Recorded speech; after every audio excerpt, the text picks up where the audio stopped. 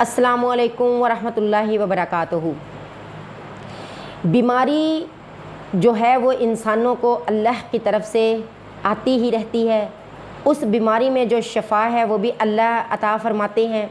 बीमार हो जाना वो गुनाहों से दूर करने का ज़रिया और बायस है। लेकिन हमने ये देखना है कि जब हम बीमार हो जाते हैं तो अल्लाह और उसके रसूल की तरफ से हमें क्या ऑर्डर है, अल्लाह और उसके रसूल हमें क्या फ़रमाते हैं। जब हम बीमार होते हैं तो उसमें दो कायदे हैं।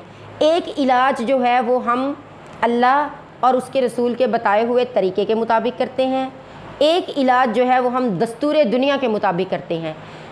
अगर हम दस्तूर दुनिया के मुताबिक इलाज करते हैं तो दस्तूर दुनिया के मुताबिक हमें उस बीमारी से एक ख़ास रूटीन के साथ जो है वो शिफा नसीब हो जाती है। अगर हम अल्लाह और उसके रसूल के बताए हुए तरीक़ों के मुताबिक अमल करते हैं तो वो बीमारी हमारे गुनाहों को ले जाने का बायस भी बन जाती है, दुनिया में हमारे लिए इनबिसात का बायस भी हो जाती है, दुनिया में हमें राहत का जो है वो सबब भी हो जाती है और अल्लाह की नज़र में हमें मुअज़्ज़ज़ व मुकर्रम करने का बायस भी बन जाती है। आप सल्लल्लाहु अलैहि वसल्लम ने फरमाया, अगर एक आदमी सहाबी आप सल्लल्लाहु अलैहि वसल्लम के पास तशरीफ़ लाया और अपने जिस्म के किसी हिस्से में बहुत ज़्यादा दर्द की शिकायत जो है उसने की। हमारे भी जिस्म में दर्द होते हैं, घुटनों में दर्द हो गया, कमर में हो गया, सर में हो गया, तो हम उसके लिए बहुत ज़्यादा इन्हिसार जो है वो इंजेक्शंस के ऊपर, टैबलेट्स के ऊपर, मेडिसिन्स के ऊपर करते हैं। तो आप सल्लल्लाहु अलैहि वसल्लम का दस्तूर और तरीक़ाकार ये नहीं था। आप सल्लल्लाहु अलैहि वसल्लम से जब भी किसी ने किसी बीमारी की शिकायत की तो आपने उसे दम फरमाया, और दम जो है वो बेशतर बीमारियों को ले जाने का बायस बन जाता है, ख़त्म करने का बायस बन जाता है। तो जब उसने शिकायत की नबी सल्लल्लाहु अलैहि वसल्लम से उस ज़ख़म की, उस दर्द की जो उसके जिस्म में बहुत ज़्यादा था, तो आप सल्लल्लाहु अलैहि वसल्लम ने उसे फ़रमाया, ज़ा यदा का अलल्लज़ी, अपने हाथ को जिस्म के उस हिस्से पर रख लो जिस हिस्से पर दर्द है। सर पर दर्द है तो सर पे रख लो, पेट में दर्द है तो पेट पे रख लो, घुटनों में दर्द है तो घुटनों पे रख लो, जिस्म के जिस हिस्से पर दर्द है वहाँ पर अपने हाथ को रख लो। तो जब उसने हाथ रख लिया तो फिर वकुल बिस्मिल्लाहि सलासा, और 7 मरतबा जो है वो तुम 3 मरतबा जो है तुम वो बिस्मिल्लाह पढ़ो। वकुल बिस्मिल्लाहि सलासा, 3 मरतबा बिस्मिल्लाह पढ़ो। वकुल सबअ मरआतिन आऊज़ु बिइज़्ज़तिल्लाहि व कुदरतिही, और 3 दफ़ा जो है ये दुआ पढ़ो। कौन सी दुआ? आऊज़ु बिल्लाहि, आऊज़ु बिइज़्ज़तिल्लाहि व कुदरतिही मिन शर्रि मा अजिदु व उहाज़िरु। आऊज़ु बिइज़्ज़तिल्लाहि व कुदरतिही, मैं अल्लाह की इज़्ज़त और उसकी कुदरतों के ज़रिए इस बीमारी जो मैं पा रहा हूँ अपने जिस्म में उससे जो है वो पनाह चाहता हूँ। तो जब कोई इंसान अल्लाह के इन कलमात के ज़रिए बीमारी से पनाह चाहता है तो अल्लाह उसे पनाह देता है, क्योंकि इसमें अल्लाह के बहुत अजीम जो है वो नाम से सवाल किया गया। आऊज़ु बिइज़्ज़तिल्लाहि व कुदरतिही मिन शर्रि मा अजिदु व उहाज़िरु। तो बीमारी जो है वो गुनाहों को बख्शवाने का बायस बनती है। आप सल्लल्लाहु अलैहि वसल्लम ने फरमाया, कोई इंसान किसी ऐसे इंसान की अयादत करे कि जिसकी अभी मौत का वक़्त नहीं आया।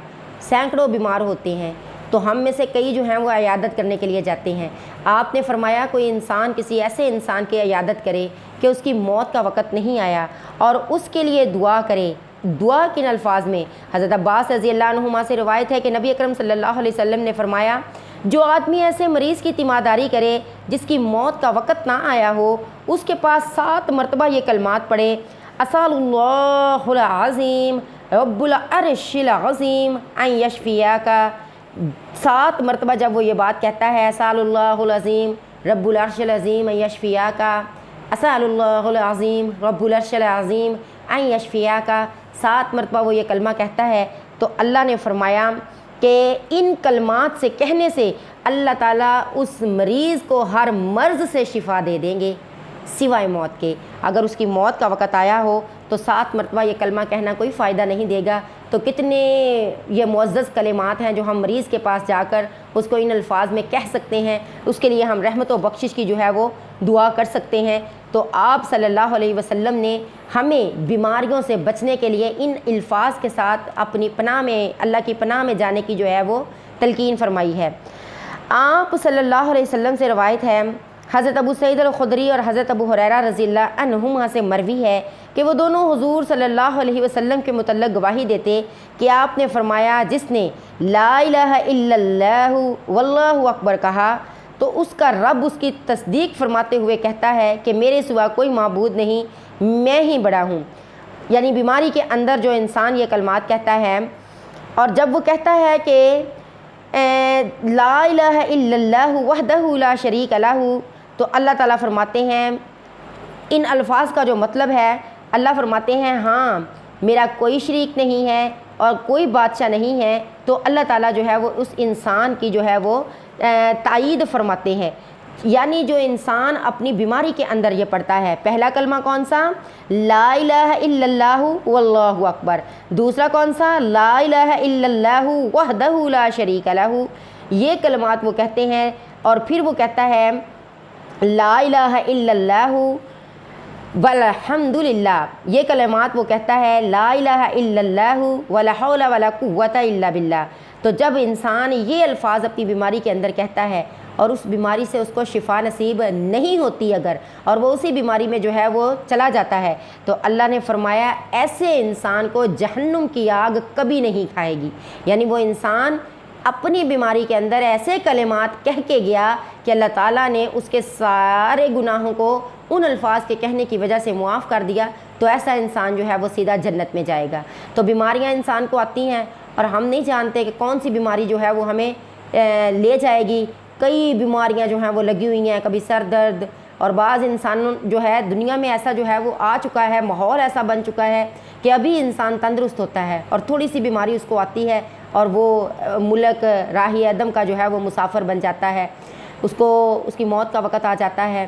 تو ہمیں ان الفاظ کو جو ہے وہ اپنی حرز جاں بنا لینا چاہیے، ان الفاظ کو بار بار پڑھنا چاہیے تاکہ اللہ جو ہے وہ ہمارے گناہوں کی بیمار ہونے کے دوران جو گناہ ہوئے یا اس سے پہلے جو گناہ ہم سے ہوئے، اللہ ان کو معاف فرما کے ہمیں سیدھا جنت کا حقدار بنا دے۔